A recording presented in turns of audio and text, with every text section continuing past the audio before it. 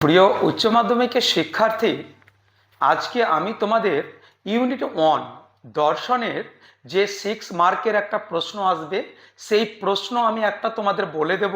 এই প্রশ্নটা সঙ্গে কিন্তু আমি উত্তরও তোমাদের আমি শেয়ার করব। তো অলরেডি যে প্রশ্নটা আমি আজকে তোমাদের বলতে চাইছি, সেই প্রশ্নটা হলো ইউনিট 1-এর আরোহ অনুমানের স্বরূপ থেকে। তোমরা জানো কি আরোহ অনুমানের যে দুটো ভাগ, প্রকৃত আরোহ অনুমান এবং তথাকথিত আরোহ অনুমান। প্রকৃত আরোহ অনুমানকে কিন্তু 3 ভাগে ভাগ করা হয়, একটা বৈজ্ঞানিক, একটা অবৈজ্ঞানিক, একটা হলো উপমা বা সাদৃশ্যমূলক আরোহ অনুমান। আমি তোমাদের অলরেডি অবৈজ্ঞানিক আরোহ অনুমানের উপরে একটা ভিডিও দিয়ে দিয়েছি, আর পুরো যে সাজেশন সিলেবাসের উপরে সেটা কিন্তু তোমরা অতি অবশ্যই দেখে নেবে প্লেলিস্টে গিয়ে আমার এই চ্যানেলের ওপরে। তোমাদের আমি আজকে যেটা আরোহ অনুমানের স্বরূপ থেকে যে প্রশ্নটা দেব, সেটা হলো উপমা যুক্তির ওপরে। তোমরা নিশ্চয় জানো আমি আজকে বিশেষ ক্লাস বড় করব না, কেননা সামনেই তোমাদের এক্সাম। একদম অ্যাকুরেট যে সাজেশন বা উত্তর, সেই উত্তরটা এবং প্রশ্নটা শুধু আমি তোমাদের শেয়ার করব। এই প্রশ্নটা অতি অবশ্যই তোমাদেরকে দেখে যেতে হবে, উপমা বা সাদৃশ্যমূলক আরোহ অনুমান কাকে বলে। আমি অলরেডি অনেক আগেই সাজেশনটা দিয়ে দিয়েছি, আজকে শুধু উত্তরটা তোমাদের আমি শেয়ার করব। আর এই প্রশ্নটা 6 মার্কের থাকবে, কি 2+4 এরকম থাকতে পারে, বা 3+3 এরকম থাকতে পারে। উপমা বা সাদৃশ্যমূলক আরোহ অনুমান কাকে বলে, এইরকম এটা 2 নাম্বার থাকতে পারে। এরকম থাকতে পারে উপমা যুক্তির মূল্যায়নের মানদণ্ড লেখো, বা এরকম ঘুরিয়ে দিতে পারে কি উপমা যুক্তি কাকে বলে, উপমা যুক্তি কয় প্রকার ও কি কি, ভালো উপমা ও মন্দ উপমা যুক্তির পার্থক্য। আমি আজকে অতি অবশ্যই তোমাদের অ্যান্সারটা শেয়ার করব অন স্ক্রিন। তাহলে প্রশ্নটা তোমরা দেখে নাও আরোহ অনুমানের ওপরে একদম, উপমা বা সাদৃশ্যমূলক আরোহ অনুমান কাকে বলে। যদি এরকম থাকে তাহলে তোমরা কি লিখবে, দেখো উত্তরটা একদম খুবই সুন্দর, একদম সহজ ভাষায় লেখা আছে যে আরোহ অনুমানে দুই বা ততোধিক ব্যক্তি বা বস্তুর মধ্যে এক বা একাধিক বিষয়ে সাদৃশ্য লক্ষ্য করে তারই ভিত্তিতে যখন তাদের মধ্যে অপর কোনো নতুন বিষয়ে সাদৃশ্যের অস্তিত্ব অনুমান করা হয়, তখন তাকে উপমা বা সাদৃশ্যমূলক আরোহ অনুমান বলে।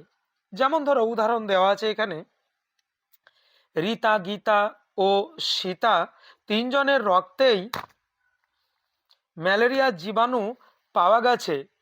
তারপরের লাইনে, রীতা ও গীতা কুইনাইন খেয়ে সুস্থ হয়ে উঠেছে, অতএব সীতাও কুইনাইন খেয়ে সুস্থ হয়ে উঠবে। সিদ্ধান্তটা সম্ভাব্য। তাহলে কাকে বললে এতটাই, তারপরে 2+, এরকম থাকতে পারে উপমা যুক্তির মূল্যায়নের মানদণ্ড। তখন তুমি এটা লিখবে, উপমা যুক্তির ভিত্তি হলো সম্পূর্ণ সাদৃশ্য।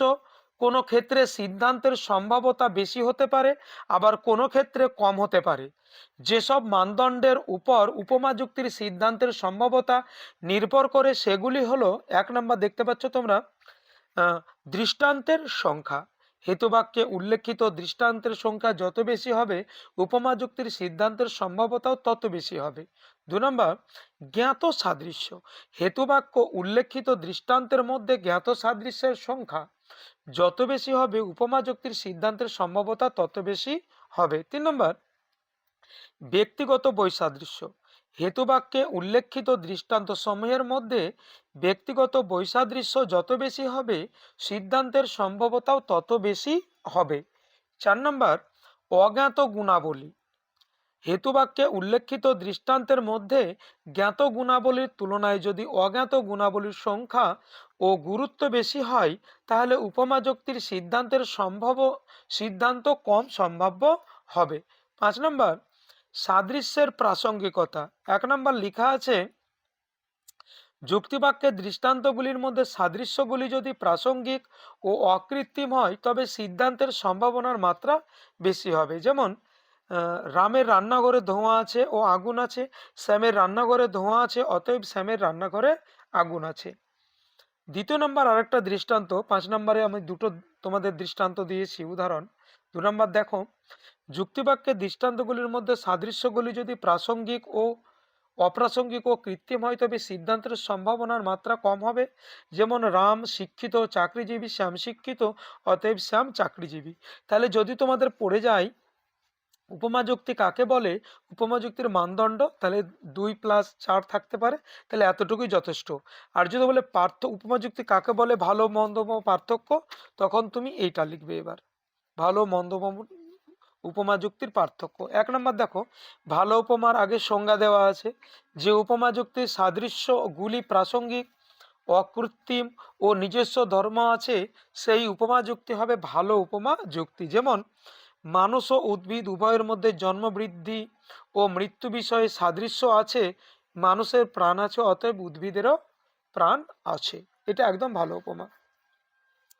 মন্দ উপমাটা দেখো, যে উপমা যুক্তির সাদৃশ্যগুলি অপ্রাসঙ্গিক, কৃত্রিম ও নিজস্ব ধর্ম নেই, এই আরোপিত ধর্ম, সেই উপমা যুক্তি হবে মন্দ উপমা যুক্তি। যেমন মানুষ ও কারখানা উভয়ের মধ্যে জন্ম, বৃদ্ধি বিষয়ে সাদৃশ্য আছে, মানুষের প্রাণ আছে অতএব কারখানার প্রাণ আছে। এটা একদম টোটালি মন্দ উপমা যুক্তি। এবার পার্থক্য দেখো, 1 নম্বর, ভালো উপমা যুক্তির সাদৃশ্যগুলি প্রাসঙ্গিক, অকৃত্রিম ও নিজস্ব ধর্ম হবে। অপরদিকে মন্দ উপমা যুক্তির সাদৃশ্যগুলি অপ্রাসঙ্গিক, কৃত্রিম ও আরোপিত ধর্ম হবে। 2 নম্বর, ভালো উপমা যুক্তির সিদ্ধান্ত সম্ভাবনামূলক ও যাচাইযোগ্য, অপরদিকে মন্দ উপমা যুক্তির সিদ্ধান্ত মিথ্যা। তো মোটামুটি এই প্রশ্নটা আরোহ অনুমানের উপর একদম খুবই ইম্পর্টেন্ট ছিল। অতি অবশ্যই উত্তরটা আমি তোমাদের শেয়ার করলাম। তো সুন্দর করে তোমরা মুখস্থ করে নেবে, অতি অবশ্যই পরীক্ষাতে চান্স আছে এই প্রশ্নটা আসার। তো ভালো থেকো, সুস্থ থাকো, দেখা হচ্ছে নতুন একটি ক্লাসের সঙ্গে আগামী ভিডিওতে।